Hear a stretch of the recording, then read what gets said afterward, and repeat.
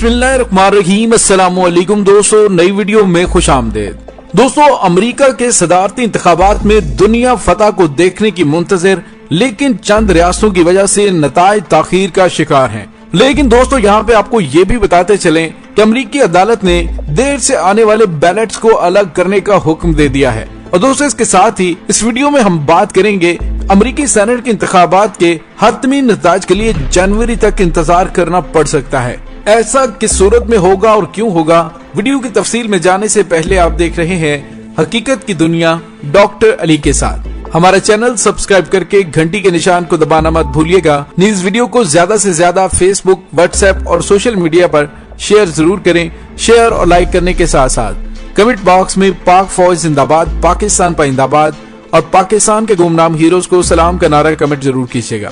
दोस्तों, अमेरिकी supreme court के जस्टिस ने पेंसिल्वेनिया में इलेक्शन बोर्ड को हुक्म दिया है कि वो रियासत के हुक्म की पैरवी करते हुए इलेक्शन के दिन दीगर बैलेट से रात 8 बजे के बाद मौसूल होने वाले मेल इन बैलेट्स को अलहदा कर लें। खबरसां इदारी रॉयटर्स के मुताबिक ये अहकाम एक ऐसे मौके पर सामने आया है कि जब अदालत के सामने एक केस ज़ेरे इल्तवा है कि वो सितंबर में आला अदलिया की जानिब से सुनाए गए फैसले को कल अदम करार दे, जो इलेक्शन हुकाम को इस बात की इजाजत देता है कि वो मंगल के इलेक्शन के बाद जुम्मे को पहुंचाए गए मेल इन बैलेट्स को भी गिनती में शामिल कर ले। सुप्रीम कोर्ट के जज ने ये हुक्म पेंसिल्वेनिया की रिपब्लिकन्स की जानिब से की गई दरखास्त पर जारी किया, जिसमें कहा गया कि वो बैलेट्स को अलग कर दें।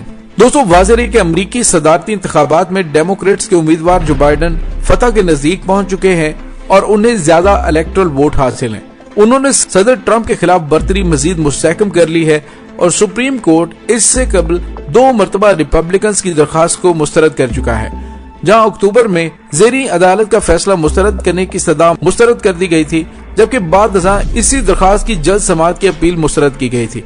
अलबत्ता जज ने कहा था कि वो 3 नवंबर के बाद इस दरखास्त पर असर नौ गौर कर सकते हैं। तो जुम्मे को अपनी दरखास्त पर पेंसिल्वेनिया के रिपब्लिकन्स ने कहा कि ये वाज़ेह नहीं कि तमाम 67 काउंटी कॉमनवेल्थ सेक्रेटरी कैथी बेक्योक के 28 अक्टूबर की पैरवी कर रहे हैं या नहीं, जिसमें कहा गया था कि देर से आने वाले बैलेट्स को अलग किया जाए। बोक्यूस ने कहा कि देर से आने वाले बैलेट्स कुल वोटों के मुकाबले में इंतहाई कलील तादाद में होते हैं और दरखास्त में कहा गया कि 25 काउंटीज ने ये नहीं बताया कि वो मुतनाज़ बैलेट्स को अलग कर रहे हैं या नहीं, जो इस सूरत में इंतहाई जरूरी हो जाते हैं। अगर सुप्रीम कोर्ट केस सुनने का फैसला करती है और फैसला बदल देती है, दोस्तों, डोनाल्ड ट्रंप ने सिस्टम में अदालत से मुदाखलत की दरखास्त की थी, लेकिन उसकी उस दरखास्त पर कोई खास अमल नहीं किया गया। अमरीकी सदारती इंतखाबात में दुनिया फतह को देखने की मुंतजर है, लेकिन चंद रियासतों की वजह से नताइज ताखीर का शिकार है। और दोस्तों, यहाँ पे आपको ये भी बताते चलें कि अमरीकी सेनेट में पलड़ा किसके हक में भारी रहेगा, इसका फैसला शायद जनवरी तक नहीं हो सकेगा, क्योंकि मुमकिना तौर पर जॉर्जिया में दोनों नशिस्तों के लिए इलेक्शन का दूसरा राउंड होगा। रियासत में इंतखाबात के कानून के मुताबिक किसी भी उम्मीदवार को जीत के लिए 50% वोट दरकार होते हैं, लेकिन पहले नतीजे में ऐसा नहीं हो सका। नई सेनेट के तयशुदा इजलास के 2 रोज बाद 5 जनवरी को वहाँ रन ऑफ इलेक्शन यानी कि इंतखाबात का दूसरा राउंड होगा। इस वक्त सेनेट में रिपब्लिकन्स की तादाद ज्यादा है, जो कि 47 के मुकाबले में 53 है और बज़ाहिर लगता है कि उनका कंट्रोल बरकरार रहेगा। अब तक मजमूई तौर पर उनकी 1 सीट कम हुई है। डेमोक्रेट्स को बहुत उम्मीद थी कि उन्हें 4 मजीद नशिस्तें मिल जाएंगी, जो कंट्रोल हासिल करने के लिए जरूरी है, लेकिन बहुत से रिपब्लिकन्स दोबारा अपनी नशिस्तों पर कामयाब हुए हैं। अगर डेमोक्रेट्स जॉर्जिया में रवायती तौर पर रिपब्लिकन्स की दोनों नशिस्तों पर कामयाब हो गए, तो सेनेट में दोनों पार्टियों को 50-50 नशिस्तों की बराबरी हासिल हो जाएगी। जॉर्जिया से सेनेट की एक नशिस्त पर रिपब्लिकन उम्मीदवार डेविड परडेव को वोटों की जंग में डेमोक्रेट उम्मीदवार जॉन ओसोफ और लिबरेशन पार्टी के शेन हेंजल के मुकाबले में 50% से कम वोटों का सामना है और अब तक 98% बैलेट्स में गिनती हो चुकी है।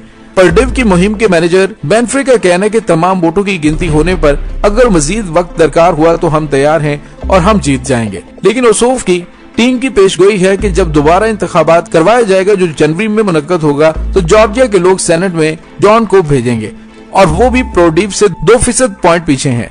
जॉर्जिया में ही सेनेट के लिए एक और मुकाबले में डेमोक्रेट्स के उम्मीदवार राफेल वार्नोक को 32.8% से कामयाबी मिली है और वो रिपब्लिकन सेनेटर केली लॉफलर से मुकाबला करेंगे, जो उनसे 26% पीछे हैं।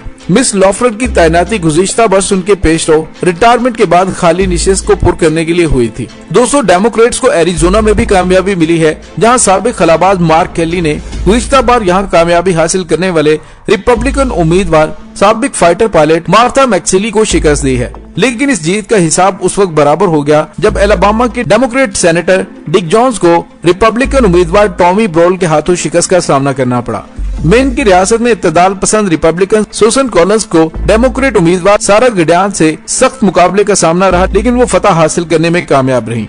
दोस्तों, सदर ट्रंप ने तो कानूनी जंग छेड़ दी है, लेकिन इससे पहले पोस्टल बैलेट पर वॉशिंगटन के डिस्ट्रिक्ट जज ने जो फैसला दिया था वो ट्रंप के कानूनी चैलेंजेस में बड़ी रुकावट हो गया है। डिस्ट्रिक्ट जज ने यूएस पोस्टल सर्विस को इलेक्शन के दिन हुक्म दिया था कि वो अपने तमाम दफातर और गोदामों में मौजूद पोस्टल बैलेट्स मुतलका पोलिंग स्टेशन पर फौरी भिजवाएं और तमाम बैलेट्स भिजवाने के बाद रिपोर्ट अदालत में जमा करवाएं। अदालती हुक्म पर पोस्टल बैलेट तो निकाल कर पहुंचा दिए गए, लेकिन मुकम्मल पड़ताल और तस्दीकी सर्टिफिकेट की डेडलाइन पर अमल नहीं किया जा सका, जिस पर डिस्ट्रिक्ट जज ने शदीद नाराजगी का इजहार किया था और पोस्ट मास्टर जनरल को बयान हल्फी के साथ पेश होने और नताइज भुगतने का इंतबा भी जारी किया था।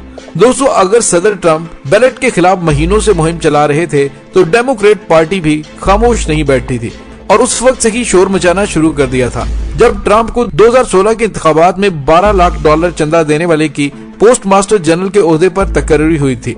डेमोक्रेट्स का कहना था कि ट्रंप इंतजामिया पोस्ट बैलेट के खिलाफ साजिश कर रही है। अब डिस्ट्रिक्ट जज के हुक्मनामे के बाद सदर ट्रंप की कानूनी टीम एक मुश्किल में फंस चुकी है, जिसमें कामयाबी के इम्कानात बहुत कम है। दोस्तों, दूसरी जानिब दोस्त ये सवाल करते हैं कि अमेरिका के हालिया इंतखाबात के नताइज पाकिस्तान के लिए कितने अहम हैं।